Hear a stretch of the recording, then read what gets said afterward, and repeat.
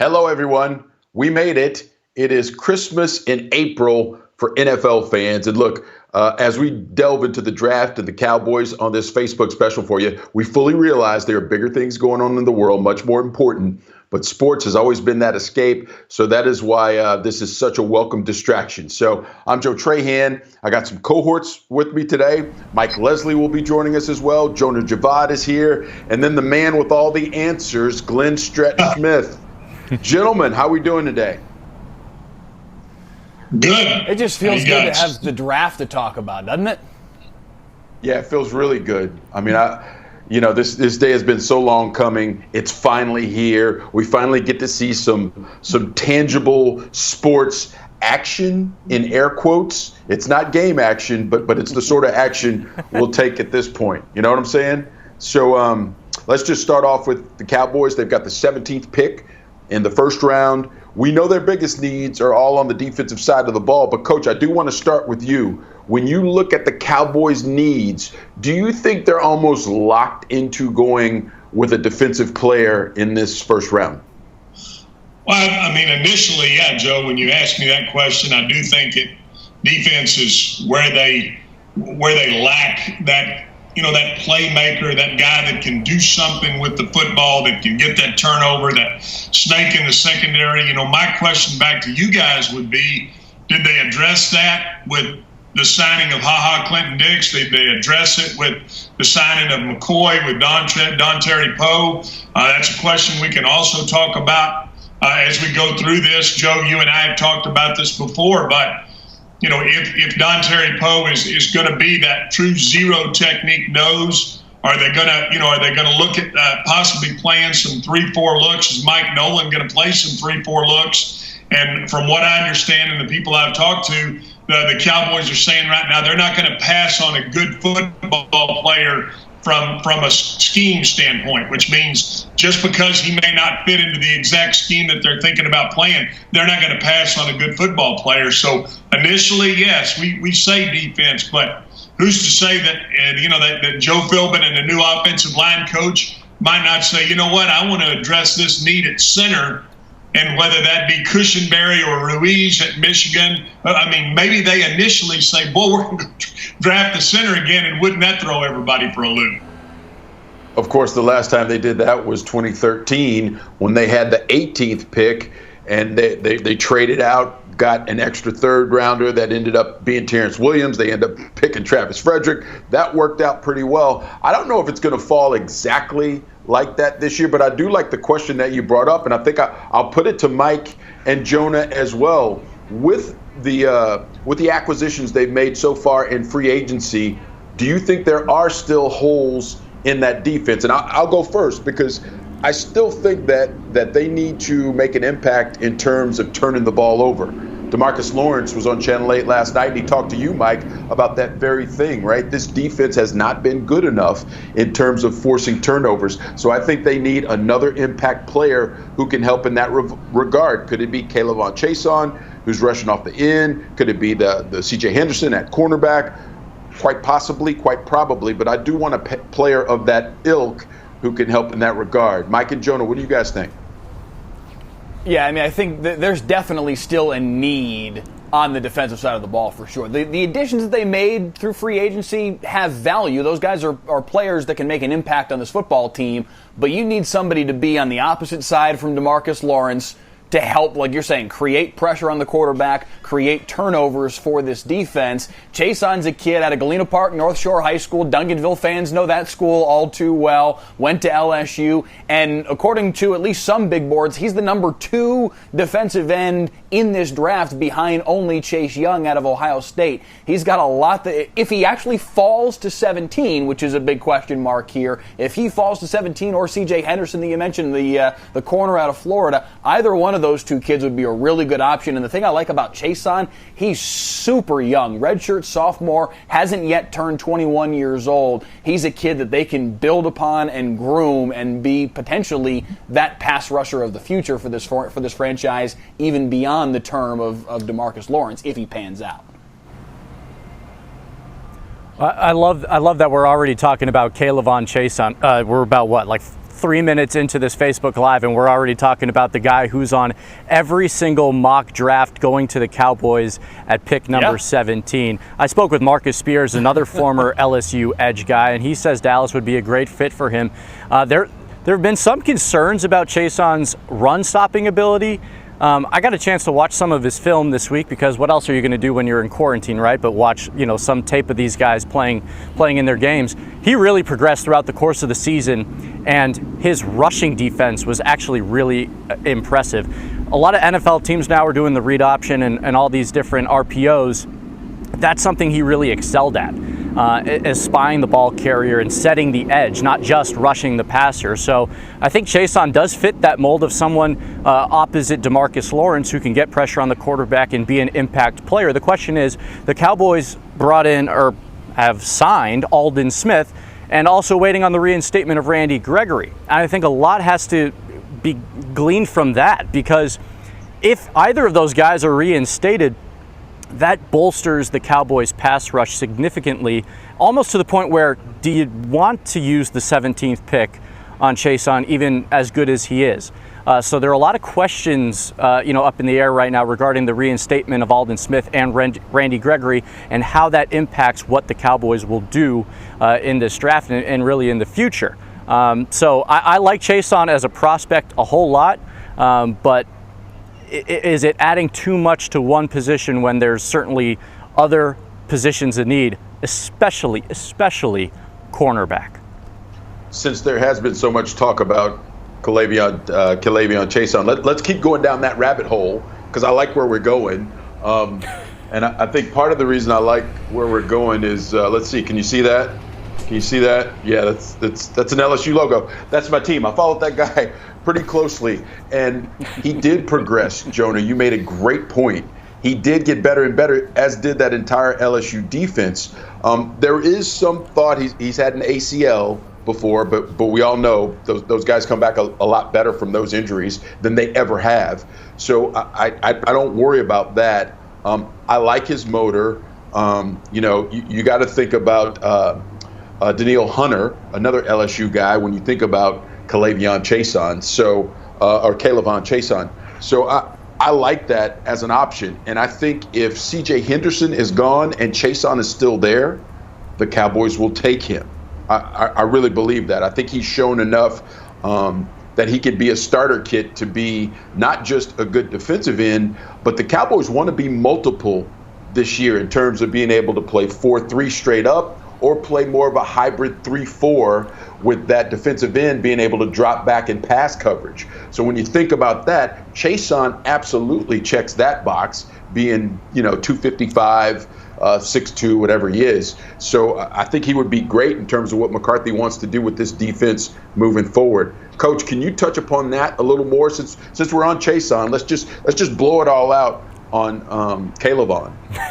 I do think what you're saying has got some validity to it. I mean, he's a 3-4 outside linebacker. Can he put his hand in the ground and get up the field in nickel situations? Absolutely he can. But if you're gonna say we're gonna go line him up and try to put his hand in the ground in a 4-3 scheme and let him set the edge versus the run, he don't have enough lead in his rear end. So I think he's a 3-4 outside linebacker. Now, we said this earlier with Don Terry Poe and the signing of Don Terry Poe, to me, he's a true zero technique. That's directly over the head of the center nose. So you're gonna have to have some linebackers if you're gonna play 3-4. If you're gonna play some 3-4 with the Cowboys, they just depth-wise tells you they've got to have linebacker. But I like the point that I believe Jonah made. Is Randy Gregory going to come back? I mean, is Aldon Smith going to come back? And both of those guys present a real issue for anybody trying to game plan the Cowboys as an edge rusher. But certainly Chaisson fits in a 3-4 scheme, and if they're going to play some multiple fronts, I mean, he gives you that ability to say, you know what, we can line up in a 4-3 or a 3-4. I'm still though believing they need to go corner. They need another secondary guy, and I just don't know corner wise. This is one of the drafts that, to me, it's the corners are third, fourth rounds where you might hit a home run. I don't want to reach for one of these guys early here. And Henderson, the Florida kid, I mean, he's a bad tackler. I mean, I'm just going to put it out there. He's not good in open field. And so I think the Cowboys have something to weigh there.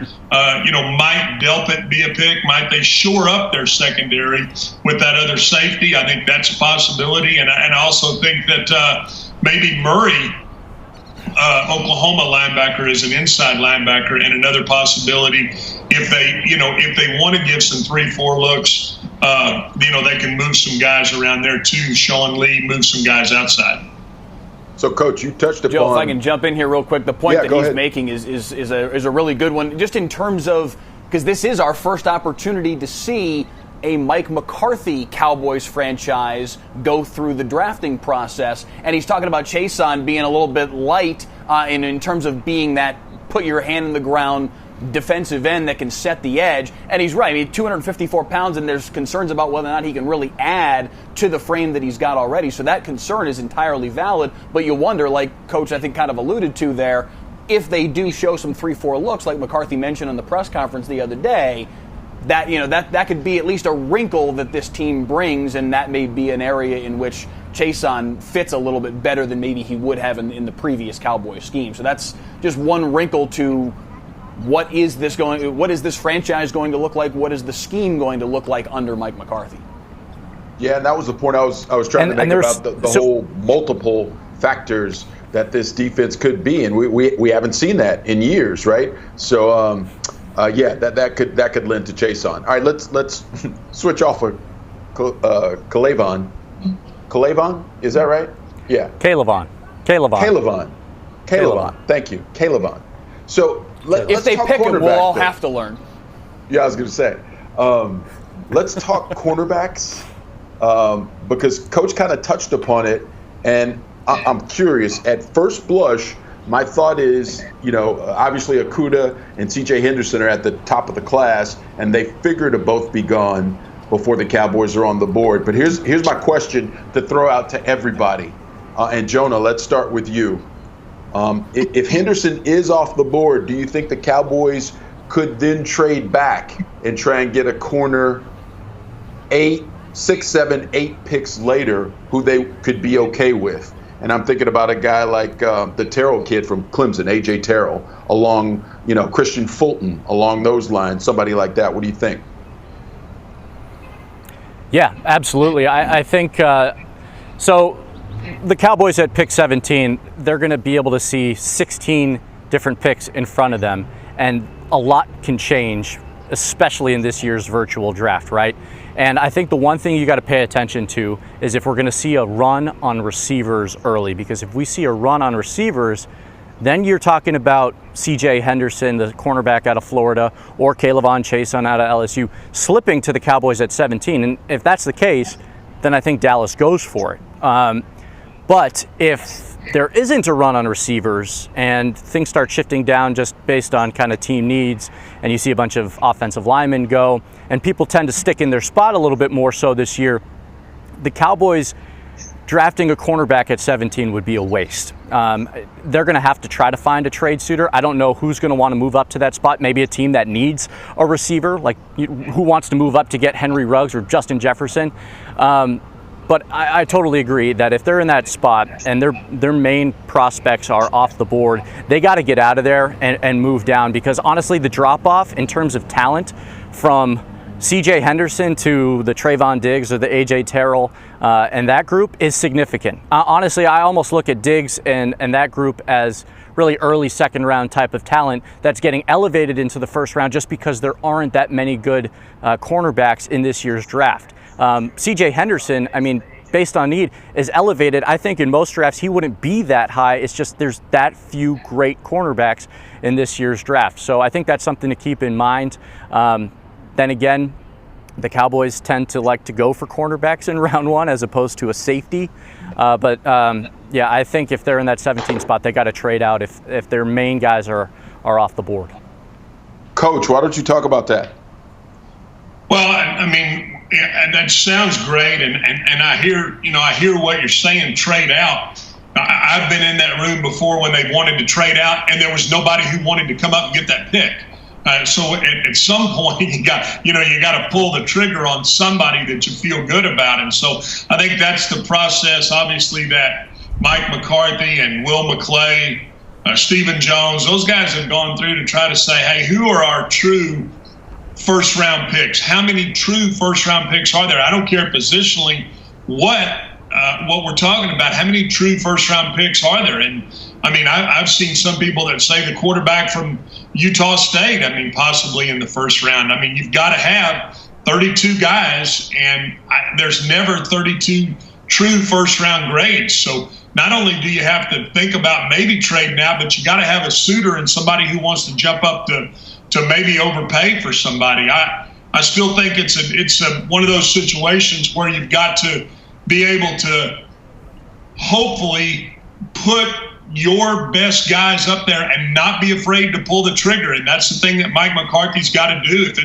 If they do have a very high grade on a center, we talked about that earlier, Cushenberry, Ruiz, and those guys that you want defensively are not there. You cannot overpay, and you can't get too rich in those situations. So I could see the Cowboys. Obviously, they're going to, if the guy's gone, they're going to hope the phone rings, and if the phone doesn't ring, they got to pull the trigger on somebody. So I think it's wide open, and safety I think is still there, even though they signed Clinton Dix. Might they go Xavier McKinney or Grant Delpit? I think those are two options, and if you do trade back. I like the concept and the idea of trading back, and maybe you could come back and get, I like Gladney, the TCU kid, but I don't want to pay too much for him. Mike, what do you think about the trade back scenario?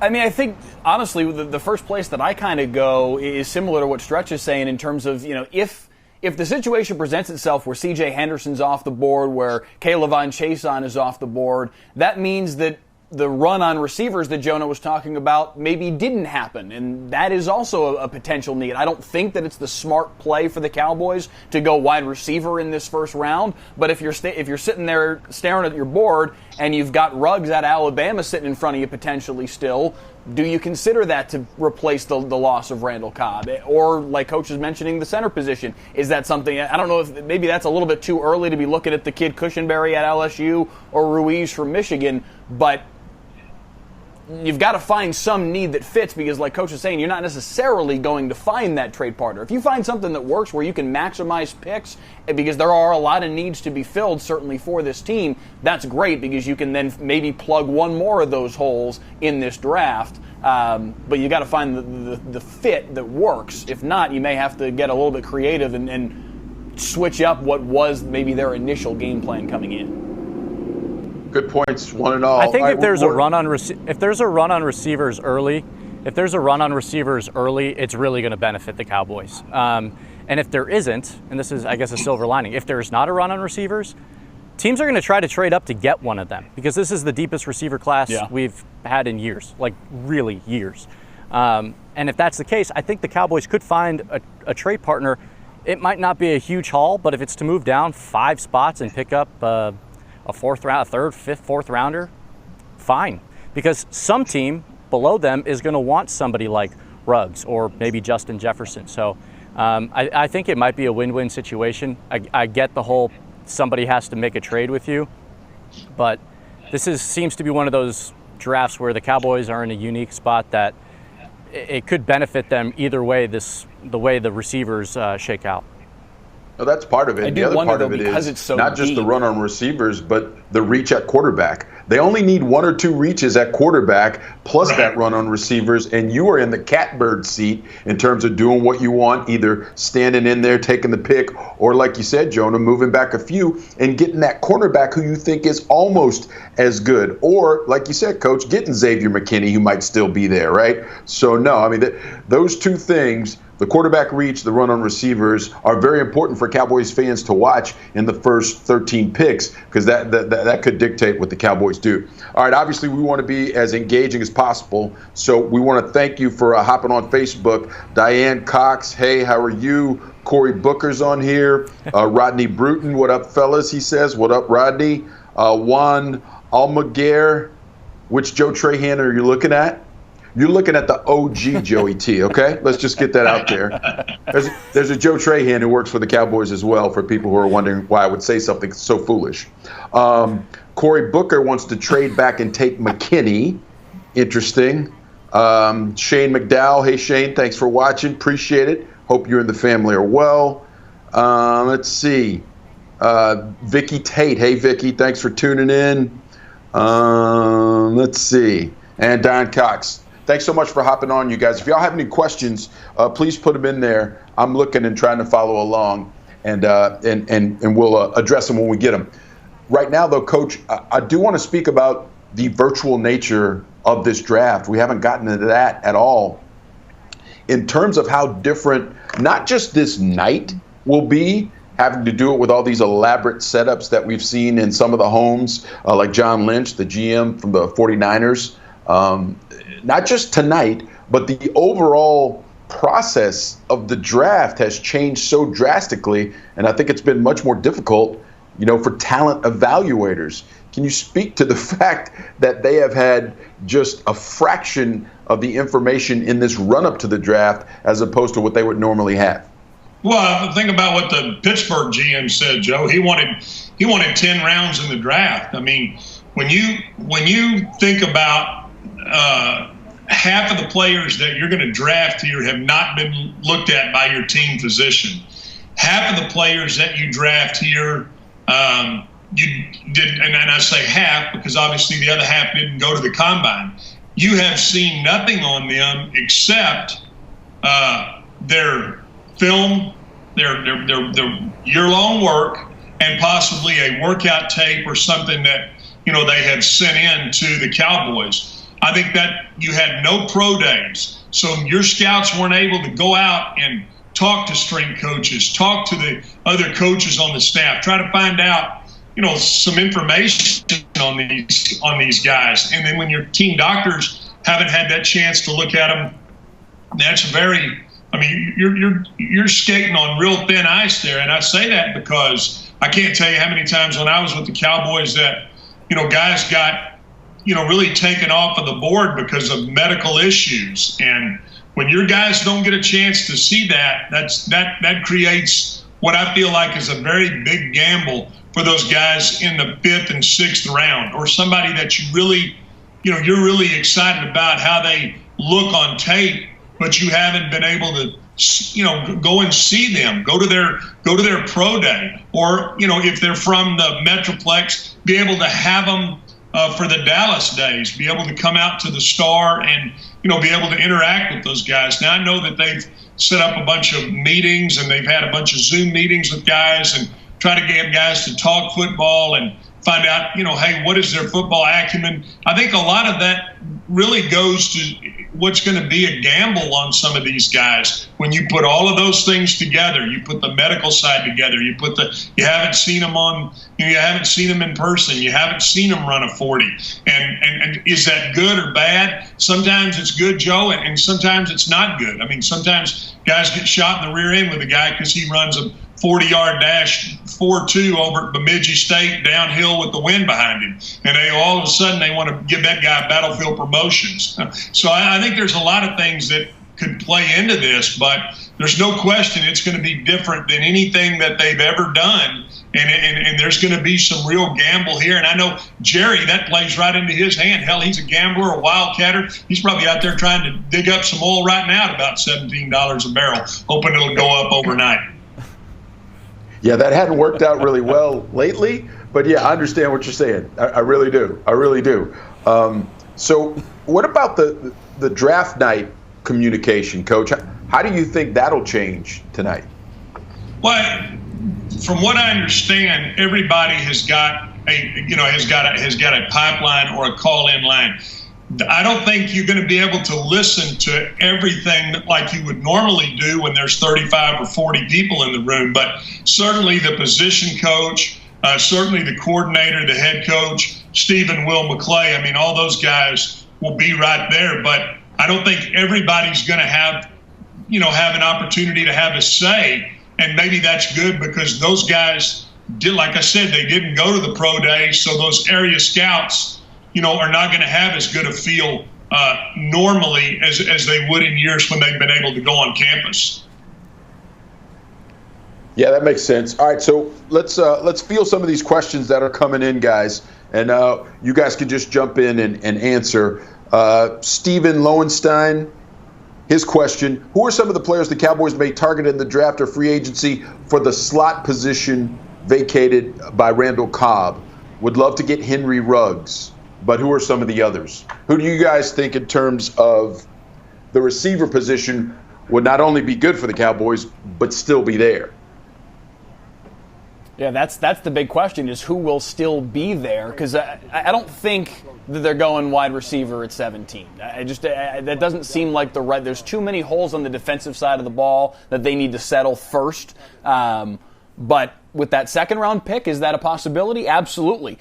Whether or not Jalen Reagor out of TCU is still there for the Cowboys' second-round pick, I'm not sure. That may be asking a little bit too much. If he somehow fell to that point, he'd be, I would think, theoretically, based on his skill set, he'd be a great option in the slot. Laviska Shenault, the kid out of Colorado, I'm not sure that he's necessarily geared toward the slot, but he's certainly a talented wide receiver. He's coming off of some injury question marks as well, so maybe that leads to him sliding a little bit in the draft, and he gets to the Cowboys at their second-round pick. Those are just two potential options that are kind of more round two ballpark guys. But I think that's a more realistic landing point for the Cowboys at wide receiver, is that second-round pick or even round 3. Jonah?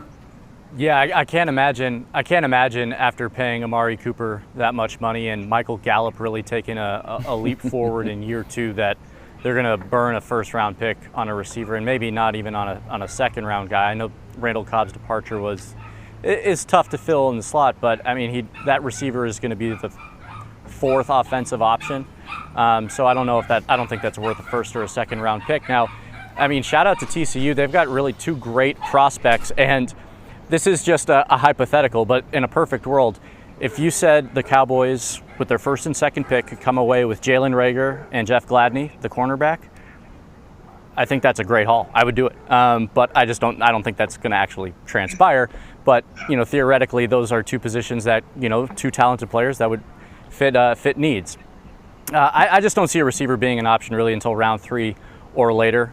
There's just too many holes, as Mike mentioned, to fill on both sides of the football, especially on defense. But I want to mention this real quick because I know Stretch talked about this about 5 minutes ago. The thought of taking Xavier McKinney or trading down and taking a safety. It's great in theory. The Cowboys just don't do it. I mean, the Cowboys have taken 3 safeties over the last 4 years. Each of those players were drafted in round 6. They haven't drafted a safety in round 1 since Roy Williams in 2002. That was 18 years ago. The Cowboys never seem like a team that's going to go all in on a safety. They'll do it for cornerback, but safety is a different story. And I think especially with the addition of Clinton Dix, maybe as a stopgap, maybe they're just trying to see if they can get some internal development at the safety position and address cornerback in the draft. So I'm really thinking it's going to be a cornerback, possibly an O-lineman, or Caleb Von Chasen in that first round. So, Coach, we know just how deep this wide receiver class is for this draft. Is it one of those deals where the Cowboys, you try and strike gold in the second or third or even later than that, because there's so many bodies at receiver, especially when you're looking to fill that slot position. We talk about, from Texas, Devon Duvernay, not the most athletic guy, but pretty physical and productive as well. Looks like a running back after he catches the ball. Is that the sort of situation you could see the Cowboys trying to pull off? Well, absolutely. I can see him doing that. I can see him. And Shenault, the kid that Mike just mentioned out of Colorado he's a physical kid too. Might he slide to the second round, or, you pick up that pick if the Cowboys have a chance to trade out. I don't think trading out right now. My gut feeling, as we sit here at 2:30 in the afternoon, my gut feeling is the Cowboys are not going to trade out of this pick. But if they do, I mean, to be able to move back a little bit, and like Jonah was saying, I'm kind of in agreement with him. I mean, I'd get on the Gary Patterson bandwagon, start fearing the frogs. If you could get Ray Gore and Gladney right now and move on, I think that there is depth at the receiver class, Joe, and there will be somebody in that third or fourth round. Again, we got to get back to what I said earlier, though. I mean, how good do you feel about that guy? If your medical staff, you know what I'm saying, if they haven't had a chance to look at him, or if you haven't had a chance to really see that guy, really what we're talking about here is looking for a Cole Beasley. So, that's kind of the guy that they're looking for in that position. And maybe they found that guy. Maybe an area scout has, kind of targeted a guy. I haven't looked at those guys way down that list that are fifth and sixth round guys. But I don't believe the Cowboys will go receiver early. I do think, like Jonah was saying, change the damn trend to draft a safety. What the hell's wrong with that? Crying out loud. I'm all right with that. Hey, before we leave that wide receiver topic, I do want to say this. I realized I had a little bit too much time on my hands because of the coronavirus pandemic when a couple of days ago I pulled that tape of Jalen Reagor that he posted on social media with the 4.2240 and the 4.2840. I pulled that tape, I ripped it off of Twitter and put it into my editor to try and time it to see exactly how fast he ran. And that's when I figured out I had a little bit too much time on my hands. And by the way, it came out as 4.24, just for the record. Just for the record. Sounds like you've got a pretty good finger there. I mean, maybe they can put you on that 10-yard split next year at the Combine. Well, that's the thing, Coach. When you got here's the what editor, I want to know, though. Was it actually 40 yards or was it a 38-yard dash? Well, so Mike, you're at the crux of it, right? One camera didn't show the end of it. The other camera did. Yeah. So, I mean, I went through two different takes and the whole 9 yards, but I think it was less than 4.3. Now, the other thing is, did they run it through an editor and speed it up? So who knows? Who knows? But we'll see. We'll see. I like Jalen Reagor a lot. Hey, Joe, real quick. Yeah. Joe, real quick before we hop off the receiver topic, I just want to give a few names to people because these are guys I noted kind of just over some research over the last few weeks. As a potential replacement for Randall Cobb in that slot role, a name to keep an eye on is KJ Hamler out of Penn State.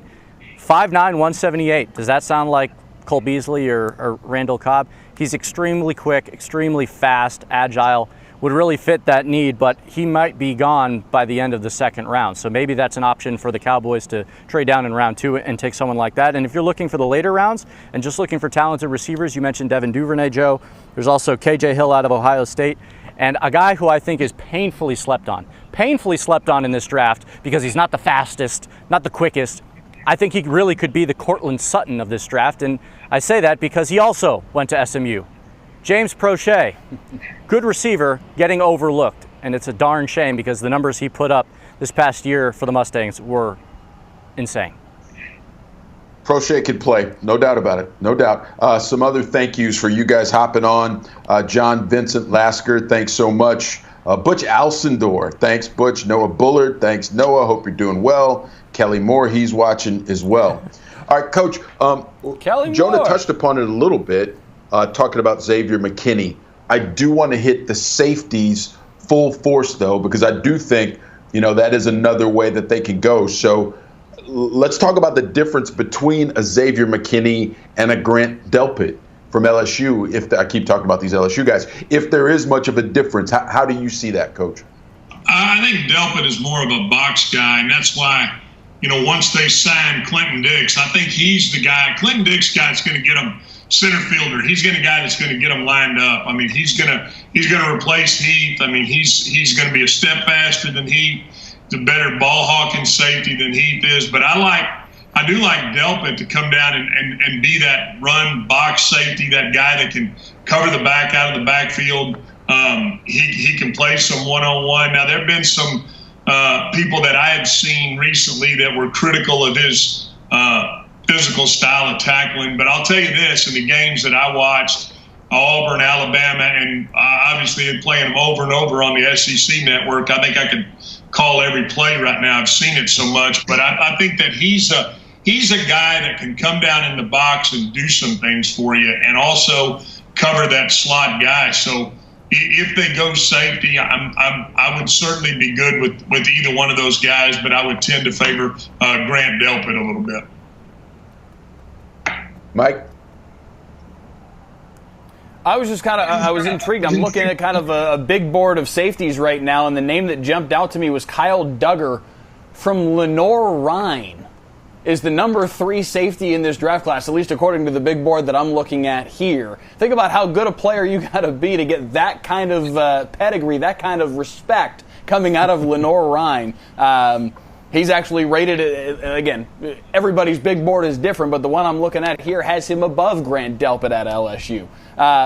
I think taking McKinney at 17 is obviously a very realistic possibility, especially if Chason and Henderson are off the board by that point. And to Stretch's point, there's nothing wrong. He's the number 1 safety in this draft class. You can do a lot worse than taking the best player at a position in the draft with your first-round pick, and it's very clearly a position of need and has been a position of need for this franchise for the last several years. Why not take a stab at trying to finally solve that problem? Jonah, what do you think about Delpit? We heard about what you think about McKinney. I think Delpit's fine. I kind of look at those second-tier guys all kind of clumped together. Again, it just comes back to I just don't think Will McClay and the Cowboys want to reach on a safety, especially after adding Clinton Dix. They need a cornerback, like really badly. Letting Byron Jones go, and I know they had to keep Amari Cooper and to eventually sign Dak Prescott, right? But letting him go opens up an all-pro cornerback gap that you can't just kind of sweep over with, we'll get somebody in the second round or the third. They need a cornerback, almost to the point where do you think about trading up to get C.J. Henderson in the first round, even though he's not maybe as good as his pick might warrant? I just don't really believe in safety being the option in the first round unless they trade down and get a good haul for it. Delpit's a fine player. I really like Ashton Davis out of Cal. That Cal secondary was so good this past season. I think you can get him in round 3. That would be a place where I think a safety makes a lot of sense for Dallas, but certainly not with the 17th overall pick because they just have to draft somebody, to fill a need. I don't think safety is more of a need than cornerback or even center right now. No, I think you're right. Cornerback is a huge need, not just because Byron Jones left, and I'll be on the record saying this. I'm fine with Byron leaving because, Byron, while an incredible cover corner, the issue with this defense is forcing turnovers, and paying him, you could be passing up on someone who could help in that regard. So I had no problem with him leaving. But here's the problem that you are faced with. Outside of Anthony Brown, you also don't have anybody signed past next year. So not only did you, have the Pro Bowl guy walk out the door, the young, quote unquote, young guys that you have, their clock's running out as well. So they've got to restock their secondary. So, and specifically the cornerback position. So no, I think that's a great point there in terms of what they will or won't do. I am curious to see the sort of effect that Mike McCarthy will have in terms of how the Cowboys value and look at the position of safety. Because Clinton Dix is a start. I don't know if he's the finish in terms of shoring up what that position needs to be for them to for them to be the ball hawking defense that they would like to be. So I look at Clinton Dix and wonder if he doesn't have a similar. No, go ahead, Jonah. No, go ahead, Mike. It's all right. I look at HaHa Clinton-Dix, a guy that was, is getting certainly to the backside of his career at the very least, and I wonder if he doesn't have a similar trajectory with the Cowboys to Nolan Carroll, the corner that they brought in a couple years back that didn't really do much of anything and was gone after, 3-4 weeks of that season. I'm not saying that HaHa Clinton-Dix is only going to be here for a month and they're going to jettison him, but I certainly don't think that he's the fix that the Cowboys need at safety. Well, and my question, Joe, would be who are you going to start opposite of HaHa Clinton-Dix? Woods? I mean, he's that third rounder, that fourth rounder, fifth rounder, wherever they got him out of Louisiana Tech, undersized guy that you took a flyer on. That it hasn't worked out for him. So I'm not here championing signing a safety or drafting a safety right there. What I'm telling you is I believe that both of those guys would fit in a 17 pick, and when you start reaching for need in the draft, that's when you really get in trouble. So I'm sticking with what I've always said, which is draft the best player, and you know what, make a position for him. And again, if it's a center, it's a safety, if it's a slot receiver, I don't give a whiskey crap. Get the guy at 17 that fits with your football team. All right, he's right. Coach. He's right. He's right. But so you're saying you want him to stand in there and take the pick, is what you're saying? Well, no. If the phone is ringing and you have options, and your guy's not there, that's fine. But the point I'm making is, and I've said this from the beginning, what if the phone doesn't ring, Joe? They don't stop the clock and say, you know what, we're going to give you another 20 minutes and see if you can gather up somebody who wants to trade for 17. If you're not ready, you got to be ready to make a pick. And so I think that's what I'm talking about is, you get put in that position, the phone's not ringing, nobody wants to move up, the run on quarterbacks is gone, maybe that run on receivers is gone. Now you got to be able to draft the guy. And I don't care who it is. I don't care what position it is. This football team is 8-8 and average is a bowl of grits. Get you a damn football player that can come in and help your football team, and that's what they got to do. Average is a bowl of grits. I had a feeling that was going to come out at some point. Let me say some thank yous to people who are tuning in. Kenneth Morris, thanks so much for hopping on. Joe Cruz. He's in. Joe, you are the absolute best. Joe works on our floor crew. Miss you, brother. Hope you and the family are doing well.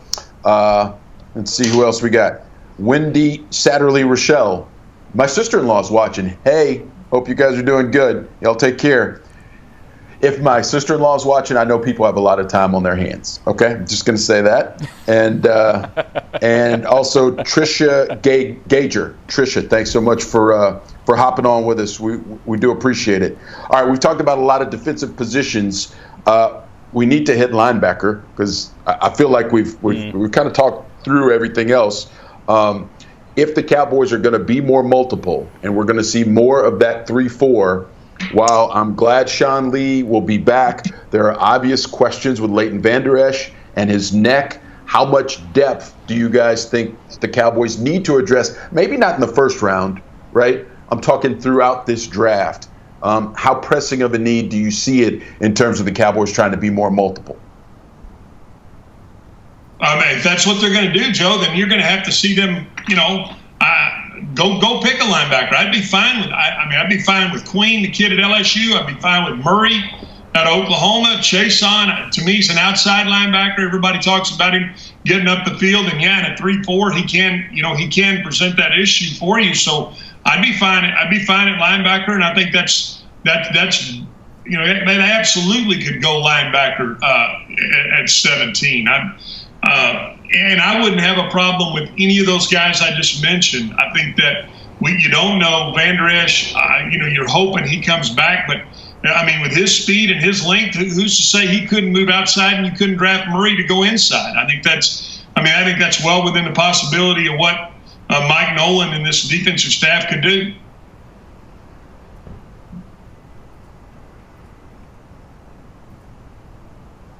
Mike, what do you think, brother? Yeah, listen, I'm with Stretch in terms of, especially with the concerns about Vander Esch and honestly also Jalen Smith.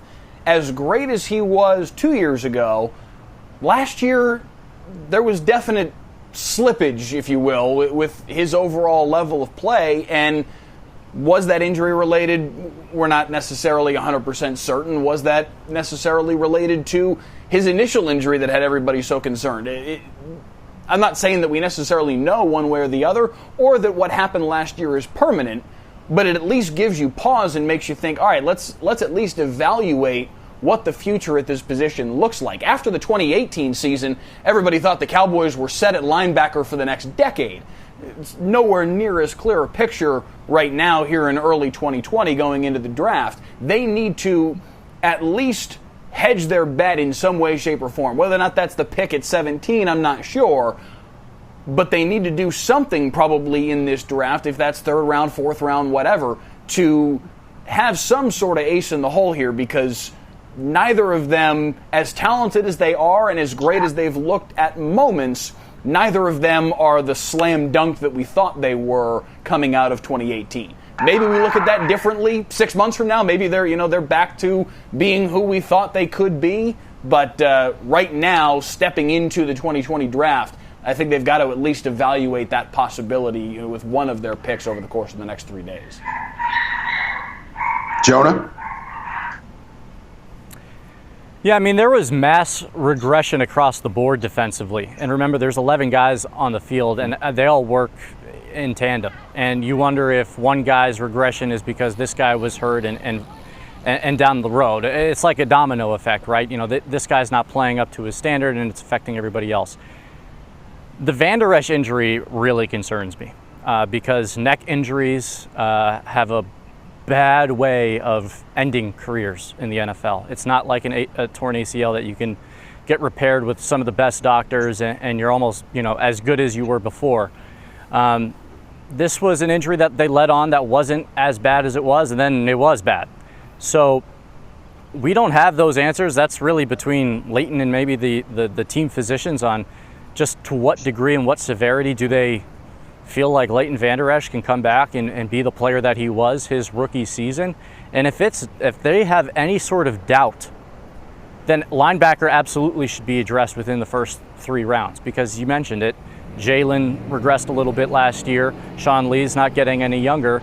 And outside of those two, I mean, who else do you got? I understand that nickel tends to be the more base package for NFL defenses nowadays, and you really only need two linebackers to be healthy and be productive.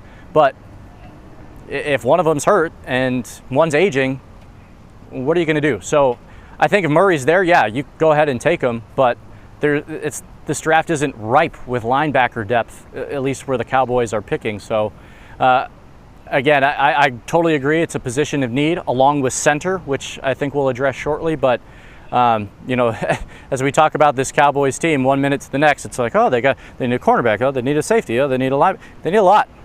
There's a reason they were 8-8. So, Joan, I think hopefully that changes. Over the course of these next 3 days. Joan, I think your point about. Sorry, but I didn't mean to jump on you there. I think your point, though, about the fact that ultimately the health of Leighton Vander Esch is between Leighton and the Cowboys doctors. We don't know exactly what his situation is right now and how healthy he may be going into the 2020 season. I think, frankly, we'll learn a good deal this weekend about how the Cowboys do feel about that, depending on how they approach this draft. If they don't take a linebacker in the next 3 days, that could theoretically, anyway, signal that they're very comfortable with the health of Leighton Vander Esch. By the same token, if the inverse happens, that may be signaling that they're even more concerned than maybe we are right now. Some other thank yous. Jonathan Green is watching with us. Dave Michaels Muhlenthal, he's watching. Thanks. Kenneth Morris, he's watching. He's got a comment as well. Chris Allen hopped on. He wanted to hear about Jalen Reagor, wide receiver from TCU. Chris, we did talk a lot about Jalen before. Cassie Medina, hi, guys. Michelle Gaytan, she's watching from work. Don't tell my boss. I think I just did. Luis Cisneros, he's watching. And Aaron McLean, we lack pressure up the middle. You are correct, my friend. Now, here's one comment from Kenneth Morris that I think you might like, Coach. The Jones boys need to have Coach Smith on hand tonight to get his advice. He makes more sense than anyone. Coach, first question for you. How much did you pay Kenneth Morris to say that? I don't know Kenneth Morris, but I'll invite him out here to Parker County for a corn dog if he wants to come out. And we can talk about it, keep our social distancing. I appreciate the love, and I wish they'd hire me too right now. I could use a job over there where Jonah's been watching that couple work out in front of the Ford Center. That was a sight for sore eyes. But yeah, I appreciate it, and maybe those guys are listening in right now. Maybe Steven's chimed in right now, still listening. I know what he thinks about you, so maybe he's listening to these gurus and all this knowledge we're floating around. Yeah. Let me make sure everyone understands. I read as much as I can, but when I look at tape, I don't look at tape the way Coach looks at tape. It's a different deal. I'm not a draftnik. I don't purport to be a draftnik. I love football. I want to learn more about it, and I read a lot. But, I'm sorry. When I grade tape and when Coach grades tape, it's two different things. We laugh about it all the time. But I am a quick learner. I'll be actually out at the Star in just a few minutes. So, Jonah, I want to ask you, what besides that couple working out behind you, what is going on at the Star right now?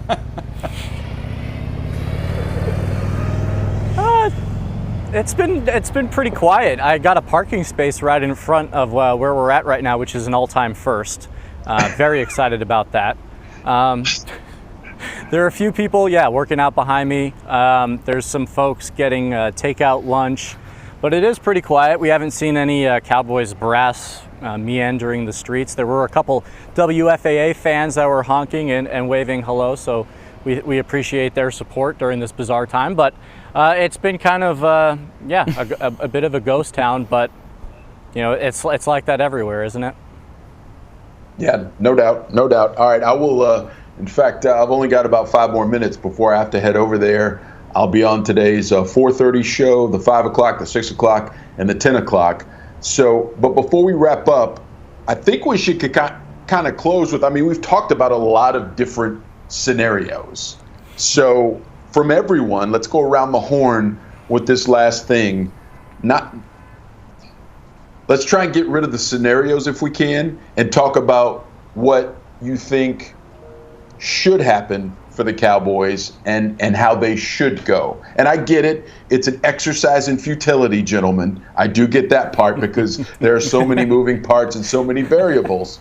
However, let's see if we can glean who you think the best outcome could be for the Cowboys. Yeah, gotcha, Jonah. Gotcha. Stephen A. Trahan over here. Killing me. So Coach, in a best case scenario, how does it play out best for the Cowboys? Well, if they go outside linebacker, I'd be fine with Chason. If they go at safety, I'd be fine. I can't get on board with the Florida corner at 17. I think that's too rich for him. I think somebody would be reaching for him. My gut feeling is they'll go linebacker or safety, and I know one of the other guys who's going to want to say Chason, so I'll say give me Grant Delpit, safety, LSU. All right, Mike. All right, if we're trying to avoid the kind of the rote pick of K'Lavon Chaisson, who every mock draft pick that you look for the Cowboys seems to have him penciled in at 17, maybe go with the kid out of Penn State, Yetur Gross-Matos. Maybe Chaisson goes a little bit before the Cowboys pick, and they go with Gross-Matos as their pick at 17. Jonah. You know what? I love that you mentioned that, Mike, because we've been talking about K'Lavon to the Cowboys at 17 possibly. I think with all this hype, he might go earlier. So I love that hypothetical. I don't see how the Cowboys can leave the first round tonight without taking a cornerback. So give me any of them. I'll go ahead and say any of them. You know what? Here you go, Jonah. They can trade up and go get Okudah. O-lineman. That'd be awesome. You know what? C.J. Henderson slips to the Cowboys at 17. Stretch loses his mind. We all pop champagne and have a merry Thursday night. Dang it, Jonah! You stole my thunder.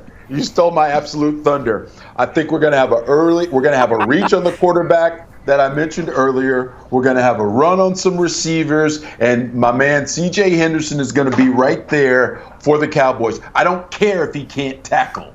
They need somebody who can cover, bat balls away, and cause turnovers. I don't care. D on it. Make business decisions with tackling, but get turnovers. Take the kid at 17. C.J. Henderson is your guy. What do you think about that, Coach? I think if he was Deion Sanders, I think it'd be great. If some nuts were candy and nuts, we'd all be merry and gay. If my aunt had balls, he'd call her my uncle. You need me to go on? Ain't no if. He ain't no Deion Sanders. No, we need you to stop. Call a timeout. Give me a TO, baby. All right. And talking about what Glenn's talking about with his inability to tackle. I saw a write-up about C.J. Henderson.